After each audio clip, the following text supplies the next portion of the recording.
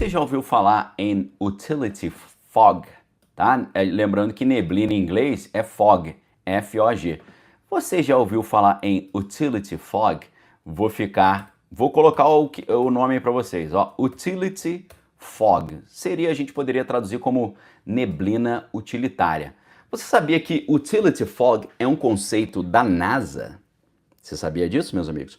Utility fog é um material ativo e polimórfico que pode ser projetado como um conglomerado de células robóticas de 100 microns. Esses robôs podem ser construídos com técnica de nanotecnologia molecular, controladores com capacidade de processamento de 1000 MIPS por micron cúbico e motores elétricos com densidade de potência de 1 mW por micron cúbico são assumidos.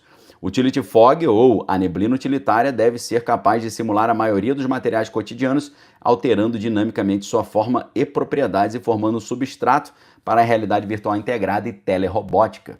Os foglets, como eles chamam, então já é um outro nome, tá? Vejam que aqui, canal Daniel Lopes, você sempre aprende coisa nova. Você está aprendendo agora sobre a utility fog e agora você está aprendendo sobre os foglets. Eu vou colocar aí para vocês como é que se escreve isso, tá bom? Foglets são maquininhas que parecem uma neblina, tá? Foglets funcionam com eletricidade, mas armazenam hidrogênio como buffer de energia. Eles escolheram hidrogênio em parte porque é quase certo que será um combustível de escolha no mundo da nanotecnologia e, portanto, eles podem ter certeza que o processo de conversão de hidrogênio e oxigênio com água e energia, bem como o processo de conversão de energia da água em hidrogênio e oxigênio, será bem compreendido.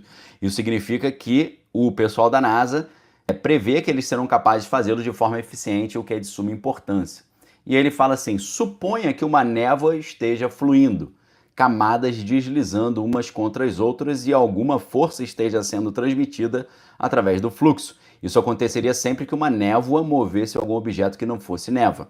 Quando duas camadas de névoa se movem uma sobre a outra, os braços entre elas podem precisar se mover até 100 mil vezes por segundo. Agora, se cada um desses movimentos fosse dissipativo e a névoa estivesse sob carga total, ela precisaria consumir 700 kW por centímetro cúbico. Essa é aproximadamente a dissipação de energia em um cartucho de 45. Mas nem perto dessa quantidade de energia está sendo usada, porque os braços de empurrar estão fornecendo essa quantidade, mas os braços empurrados estão recebendo quase a mesma quantidade, menos trabalho sendo feito. Ou seja, pequenos motorzinhos, pequenos motores ali estão sendo empurrados nesses foglets. E como esses são braços em vez de rodas, a entrada e saída não corresponde a nenhum instante dado, mesmo que tenham a média do longo prazo, tá? Então algum buffer é necessário, daí o hidrogênio, beleza? Então essa é a utility fog, é a névoa utilitária, perfeito? Isso é uma patente da própria NASA. Então hoje tu já aprendeu coisa pra caramba, tá? E vai aprender muito mais. Aperta os cintos aí e já dá o like, tá?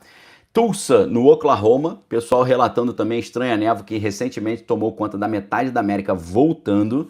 Segundo relatos, essa neblina misteriosa também cobriu partes do Canadá, Estados Unidos e Reino Unido no início do ano. Parte da Europa deixou pessoas enfermas. Há relatos que pode gerar nas pessoas asma, entre outras enfermidades, perfeito? Agora, meus amigos, apertem os cintos porque já falamos de nanotecnologia e agora nós vamos falar sobre outras coisas que podem estar por trás disso tudo, tá? Preste muita atenção. Alguns curiosos pegaram parte dessa névoa, que eles estão chamando névoa química, e eles encontraram algumas coisas nessa névoa. E eu quero revelar para vocês o que eles encontraram nessa névoa.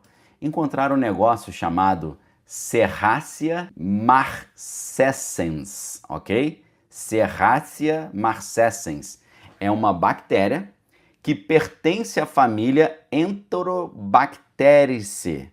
O que significa isso? Significa que estão relacionadas ao intestino, tá bom? Elas se relacionam à microbiota do intestino. Aí eu pergunto para vocês, você se lembra que na sexta-feira passada falamos que no início de janeiro o mundo inteiro teve essa névoa e o mundo inteiro também teve problemas gastrointestinais. Lá em casa, Todo mundo teve. Eu tive em dezembro, minha família teve no ano novo.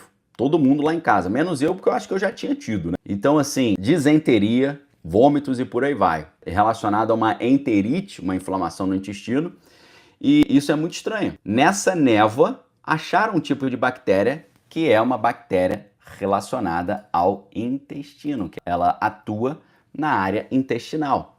Pertence à microbiota normal do intestino dos seres humanos e animais, como é o caso da Escherichia coli, né?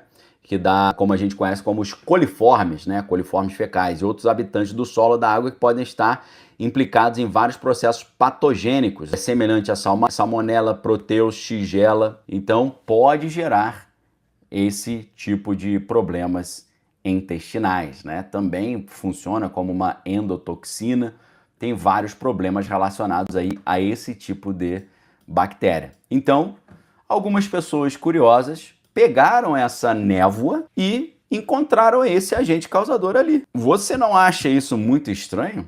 Lá na região de Naples, na Flórida, acharam isso e descobriram que a névoa tinha essa bactéria, Serratia marcescens, ok? Foi coletado no dia 1º de janeiro de 2025, num recipiente de vidro ali, numa residência em Naples, na Flórida. Aí os caras falam, caramba, peraí, primeiro o resfriado aviário, depois os drones e luzes no céu, agora névoa estranha, e depois dessa névoa estranha, esse negócio de um resfriado estomacal intestinal, que a gente ouviu falar lá no Japão, mas que a gente já experimentou aqui dezembro e janeiro, no Rio de Janeiro, São Paulo, Espírito Santo, Santa Catarina, Rio Grande do Sul, Paraná. Vi pessoas do mundo inteiro falando sobre isso, ok? A gente sabe que estamos vivendo uma época em que coisas que eram reputadas como teorias conspiratórias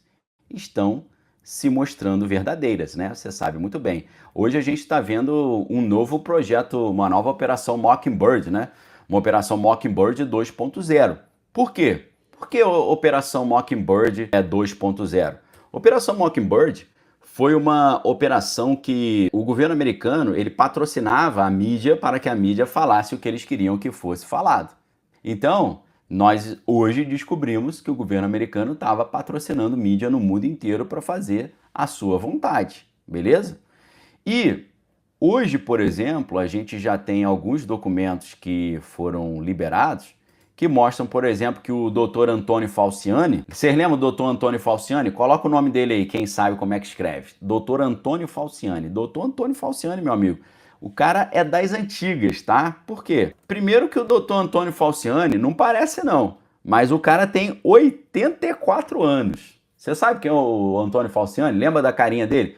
O cara tem 84 anos. O maluco nasceu em 24 de dezembro de 1940. Esse cara tá no poder da saúde, não só dos Estados Unidos, mas do mundo inteiro, ó. Esse cara tá no poder ali há muito tempo.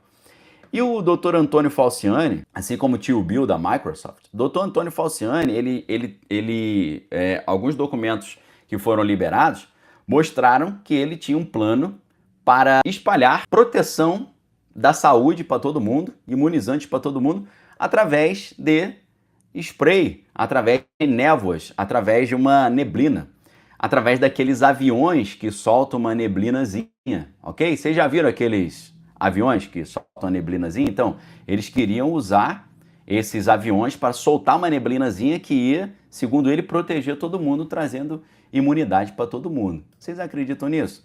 Então, meus amigos, essa nuvem aí pode ter vários benefícios para o pessoal que gosta de mandar em tudo.